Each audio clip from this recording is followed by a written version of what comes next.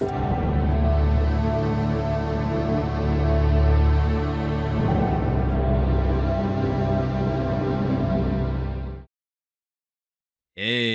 welcome to the Game Dungeon. Greetings, and welcome to the LEGO Rewind 2023 Year in Review Special. Let's start with Manic Miners. Balaclava's modern fan remake of the classic Rock Raiders PC game was released after years of development, and it's fantastic. I never could have imagined such a thing in the early days of LEGO Rewind, but there it is. I'll link Balaclava's website in the description. Unfortunately for anyone else who wants to make Rock Raiders creations, as more dark turquoise pieces come out all the time, other key colors are being retired. We already lost trans reddish orange, and now trans yellowish green. They still pop up in a couple of things, but it's almost nothing. Add those to the old grays and brown, and that just leaves you turquoise, yellow, and black to work with. I don't know why these fluorescent colors in particular have to go, especially as we're getting opaque versions, but both trans colors were in Rock Raiders and many other lines. I began this series saying it was easy to make Ice Planet mocks because there was no shortage of trans reddish orange bricks, and that becomes less true by the day. If Ice Planet or Blacktron 2 or Next So Nice release now, they'd have to go with a duller trans orange and green. It's another reason Bionicle G2 wouldn't work today. That's two Toa missing half their body parts, and most of them missing their brains. The humans in Mars mission would survive as they used the other orange until their vehicles ran out of power, and the aliens would be even more screwed. Bit of behind the scenes info, that audio of my muffled alien moans of pain is very old. I recorded that only weeks after reviving LEGO Rewind, and saved it for the Mars mission episode I said I'd do. A couple years went by, and when I finally needed that clip in 2023, I couldn't find it on my computer. I figured that was it, but one sleepless night in bed, I remembered I'd uploaded it to TTV's Discord server years ago for the lulz. I looked at my name, went through 60-something pages of posts, and it was still there. So I downloaded my own audio back onto my computer, completed the Mars mission episode, and later stumbled upon the original file in a folder called For Later. But hey, I didn't take it down, it's still there. So if you want to use that voice clip yourself in some Mars mission skit, just become a TTV patron and look up my name in their Discord. So yeah, trans yellowish green is another casualty, but there are workarounds. If you back translucent normal yellow with, say, medium azure, you've sorta recreated the color, and I wonder if that's how LEGO's gonna do it from now on. LEGO Arctic and Divers came back as one theme. I was bothered at first to see each get half, if not less, the real estate they used to. I even thought the last Divers wave 3 years ago was pretty skimpy, but I actually like this fusion. We get a lot of new animals, and the unified high contrast colors give the ocean builds a bold, modern look, all tied together by LEGO's best ship yet. I also think this may be the best submarine design. It's funny comparing this to his 1997 counterpart. There have been many yellow submarines that are conceptually the same thing, yet I feel this one, separated by over 25 years, best embodies the simple magic of what I consider a perfect set for its day.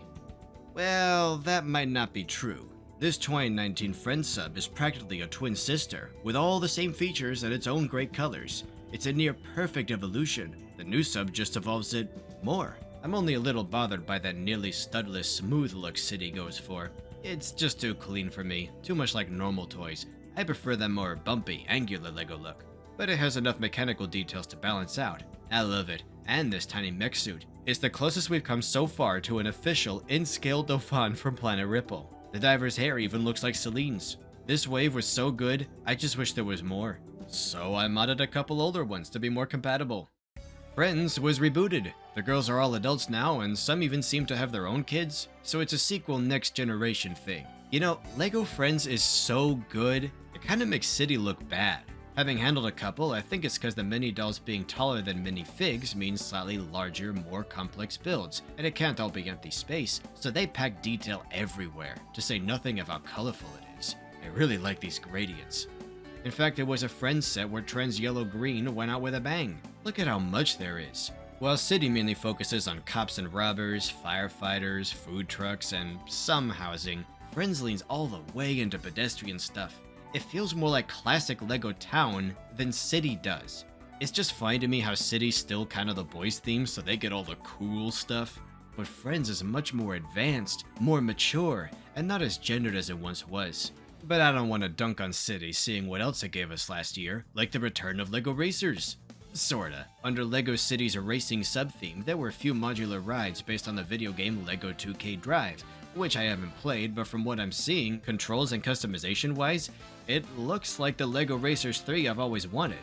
It's just missing atmosphere, which is a deal breaker for me. Game's pretty, but they don't pull from neighboring LEGO themes like they used to. You get some unique environments towards the end, like a haunted castle region and a sky track, but how great would it be to race through a LEGO Dreams world, huh? Speaking of which, Dreams reminds me of Just Imagine. Ooh. This is a pretty crazy theme. Rather than appeal to one demographic, it mashes a lot of things together, something for everybody. Cars, spaceships, fantasy animals, stands. Even the villains feel more like their own sub-theme for slightly older kids who prefer edgy bad guy stuff. You could say this makes Dreams unfocused, but I love how diverse it is. Reminds me a bit of Chima that way. Then there's the little things, like the bed mimics, and even the larger bad guy builds having beds. Even the Nightmare King's throne is a bed. And the dream characters being these pint-sized MIDI figs allows smaller builds scaled for them, and makes the bigger builds seem even bigger. Kind of the opposite effect of mini dolls. I like this mold more than I thought I would. It's essentially a particle effect, like you'd see in a video game or movie. It can be fire, energy blasts, leaves, feathers, or goop splatter. It's a useful piece that I hope gets more colors. The Croc Car is one of the more unique builds. It's like two sets stuck together. Primarily a Cooper creation cause he's into red cars, but Logan, channeling his own dream power, mutates it with blue monster parts cause that's what he likes. Maybe one day we'll see a Logan set that's just a big fuzzy blue kaiju. Also, alternate builds are back. Kinda. The instructions take you part way, then let you finish one of two ways, like a choose your own adventure. And I understand these alt builds only being partial. Alt builds were fun back in the day cause sets were simpler, so it didn't take long to take them apart, experiment, and go back to the original build if you wanted. But building a LEGO set these days is a lot of work, and taking them apart is just a hassle. So many pieces, small fiddly one-by-ones that are easy to lose, dense, detailed builds clearly designed for display over play. I feel like I've said this before. So I appreciate them working in more accessible alt builds without juniorizing the sets. The one thing I don't like about Dreams is Dreams. The show. It's a little better than Chima's, but only in some ways, and worse than Nexonite's second half. It's got some interesting ideas, but a lot of baffling ones. You have a dream world where seemingly anything could happen, and it's just a bunch of floating Super Mario 64 levels. Like, oh, there's the video game world, and there's the food world, and everyone just kinda goes there instead of dreaming up their own stuff. But I understand that's a budgetary thing. What bugs me more is all the corporate speak about helping families teach their kids more healthy sleeping habits, and then they don't do that. There are moments where realistically the kids should be too excited or anxious to fall asleep, which would be great tension, but nope. They just zonk out instantly. What a waste. RR Slugger made a video going into greater detail about this. I'll link that one too.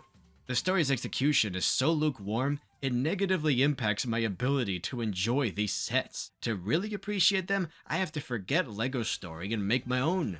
Like, maybe the bad guys are obligate carnivores who need to traumatize kids in their sleep, because if the kids stop having nightmares, forget the monsters under their bed, monsters starve, disappear, and maybe the Nightmare King wants to enter the real world partly so he doesn't have to give kids night terrors anymore. I don't know, that's how I'd handle it. Going back to the sets, Dreams has a distinct old LEGO spirit. It takes me back to late 90s, early 2000s lines like Alpha Team, really wacky ones, you know? I hope the theme goes places. It's given me a lot of what I like about LEGO. Even a new sort of construction with these macaroni pieces that are just upscaled minifigure arms. As for another LEGO series with its own show, wow, what a comeback. After Ninjago was ruined forever by Crystallized, Dragons Rising was just the shot in the arm it needed. It's another next generation thing, shifting focus to new kids Sora, Eren, and Ryu, mentored by Lloyd, the youngest of his group now stepping up. The other ninja turn up here and there and are all over the sets, but it's a rotating cast, more like guest appearances. This is an interesting new role for Lloyd, and I like that these characters are actually aging. I respect kids media where characters are allowed to age pretty much in real time, and including the time skip after the merge, the old ninja have gotta be creeping into their, 30s? It makes sense to bring in kid characters who probably weren't alive when Kai and the rest first spun, just as there's a whole generation of real-life preteens who were born after Ninjago spun onto shelves in 2011. And I love these sets. This really was the year of dragons, so many of them, including some leftover core ones. Nice to see all 6 of these together. What really gets me is for the longest time, I thought those big fire, water, and green dragons were the only ones we'd see in that bigger style. You know, the primary colors kids love. I didn't think we'd ever see a proper lightning or ice or earth dragon ever again, and in 1 year we got all of them. Well, sorta. The earth dragon is a bit small. But still, that's all 6. The lightning and ice dragons are my new favorites. They have this unrestrained elemental fury about them. That's why I like to remove the saddles. I even got a couple mini ice dragons to go with the big one, like a polar bear's cubs. And while I used to consider the green Ninjago dragon a modern successor to the old school castle dragon, this lightning dragon's theropod stance is more true to that classic design. This feels like the ultimate evolution of that concept. There's a great synergy between these dragons. Their colors, shaping, it's a slightly different style than we're used to. Same with the mechs. They're a bit unconventional, but absolutely belong together. And dipping into 2024 a bit, I like Ryu's aged up build. He's bigger, but still clearly a baby with his round lumpy body and short stumpy limbs. I think we're gonna watch this little guy grow up and grow more expensive for a few years, until he's absolutely massive. And get a load of these baddies, the Imperium. Like, could the influence be less subtle? That is a straight up sister of battle. After all these years, all the baddies we've seen, imagine the meeting going like this. So, who are the next Ninjago villains? Evil snakes again? Skeletons? Skeletal robot snakes? Fascists. You mean like fascist snakes? No, just normal fascists. Well, they have future tech and gold and stuff and call themselves the Imperium. Kind of like Warhammer 40k? Yeah, like 40k. I've never been so excited for the future of this theme. After reinventing itself so many times every few years, it still manages to impress me. We'll just see how long they keep up this momentum. And I could be reaching, but I think I caught a Bionicle reference in there. Kai woke up on an island that didn't exist before. He worked his way through some strange kingdoms to get home. I won't talk about the GWP Tao and Takua since I already did a year ago, but there is an interesting new development. Along with a bunch of references to other themes, the newest Monkey Kid wave has a hidden Anua mask. It's just a sticker, but it gives me hope that we'll see more snuck into upcoming sets. Then we can build the Toa's bodies out of regular old pieces. Oh, and for those who keep asking me to make more Monkey Kid mega reviews, on top of the physically harmful amount of time and energy it takes to make videos like that, I'm afraid it's impossible because I sold my entire Monkey Kid collection aside from these 3 sets. Had to clear out the space. Sorry. Speaking of Bionicle, here's Duckbricks representing the Bio community on TV.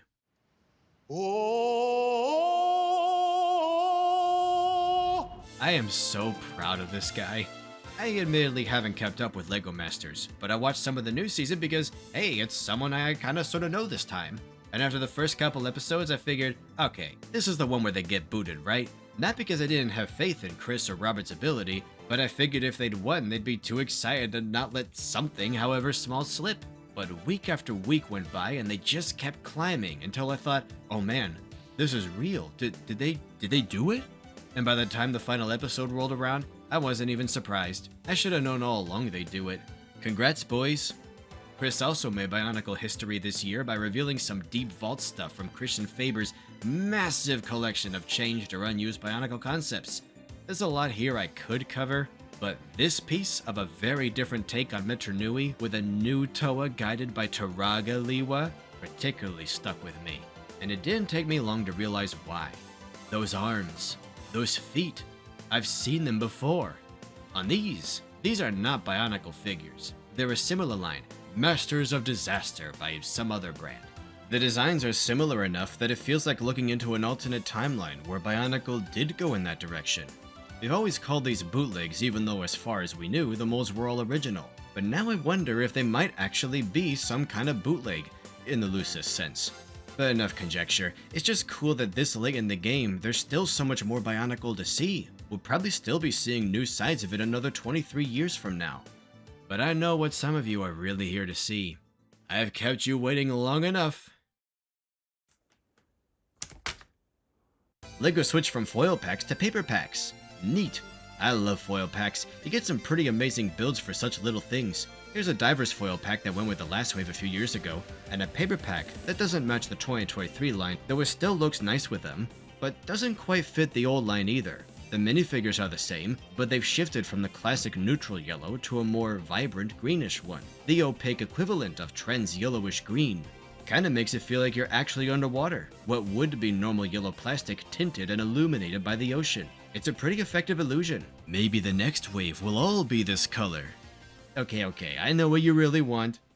Sonic fans just keep winning. Another good year for the Blue Rat. If I may go on a tangent, Sonic the Hedgehog 2006 really damaged the series, but not in the way you might think. I believe the collective response to that game over the years may have been a bit overblown, because it scared Sega and Sonic Team out of ever releasing anything approaching the Sonic Adventure formula again, because it might remind people of 06. We went 17 years, more than half the series' lifespan, without such rudimentary concepts as a fully 3D game, or playing as characters other than Sonic in 3D-ish mainline games. Spin-offs are another story. But nature is healing, because we finally got both of those things in 2023. It's surreal how quickly just playing as Sonic's friends was normalized by just a few games in a couple months. Turns out it really was that easy. As for the LEGO Sonic sets, unlike Mario, Sonic and the gang are normal minifigures, all with special heads and some of the bits like Tails' tails and Knuckles' gloves. Of all the characters I guessed might have Woody legs in the last recap, Eggman was not on the list, but he wears them perfectly. This line is not for everybody, but it's got range. From tight, dense builds like you'd expect of modern LEGO, to slightly more simple 2000s feeling spreads. It's a very toyetic line, more focused on gimmicks and the impression of Sonic rather than accurate recreations of iconic moments and set pieces. And if you saw the Christmas special, you know this is exactly how I like a licensed theme to be. Why does Knuckles have a mech? I don't know, but look, they did the shoe thing after everyone joked about it for 30 years. It's cute that the slammer looks like a bounce pad. It's cute that the brick-built badniks carry tiny animals that fall out like you're freeing them. It's cute that the big Technic piece simulates a Sonic 3 giant ring. At the same time, some things are spot on. While the first wave is mainly set in Green Hill, there's a bit of Emerald Coast from Sonic Adventure in there. There's a cooler with Chaos Cola. The turntable in the starter set is a clear nod to that Dreamcast commercial where Sonic had to tone it down. You got Tails' workshop with the yellow doobly-doo from Sonic Colors. That fake emerald! There's an extreme gear board from Sonic Riders. They threw in legs for the Eggmobile like the Egg Walker from Sonic Adventure 2. And here's one I don't know how anybody missed. People have been dunking on Amy's set because it looks like a 2012 Friends set, whatever that means. But you know what it looks like to me? A Chow Garden. It's so obviously a Chow Garden. It even has a Chow egg. It's only missing an actual Chow mold. Must be a budget thing. Oh well. Still low-key, one of my favorite Sonic sets. This year is even more blatantly a love letter to that era of Sonic, completing the other half of Adventure 2's cast with just 2 more small sets. Shadow with his bike from his game, a capsule like in Adventure 2 and Heroes, and Knuckles and Rouge fighting over the Master Emerald. I thought the little emeralds inside it might be other colors like in the second movie, but nope, they're all green, and there are 3 of them. So you can break the Master Emerald and collect the pieces just like in the adventure games. See, I love that this line is playful like that. It's not one-to-one like many licensed themes are, but it's clearly designed by people who love that era of Sonic. But just to try it out, I did also buy the instructions and bricklink the parts list for these mocks by Dries Jones on Rebrickable. Gamma scales just right with the rest of the cast. The walkers look impeccable, they even have some of their upgrades, they all pose well. They're pretty incredible desk toys, but they do have minor stability issues that LEGO irons out of official designs. Having experienced both fronts, it's a great time to be a Sonic fan, and a great time to be a LEGO fan. 2023 felt like a new beginning on many fronts, a recalibration. And I'm already making notes for the 2024 recap, because this year's off to a strong start. And if it keeps up, it'll be one of LEGO's better years. That's it for today. Check out my books on Amazon and itch.io. I just released Volume 9, and it might be the most interesting one yet. I've been releasing these books yearly for almost a decade. We're now 1,600 pages into this story. And Volume 9 has a lot of ideas and characters I've been working to get to from the beginning. So I'm especially excited to hear what people think of this one. Also check out my Patreon page to get videos like this early, your name in the credits, behind the scenes content, a Patreon Discord server, signed copies of Planet Ripple, and maybe even your own LEGO Rewind episode. See you next time, as we once again stare into the abyss. Doodles. Yum yum submarine.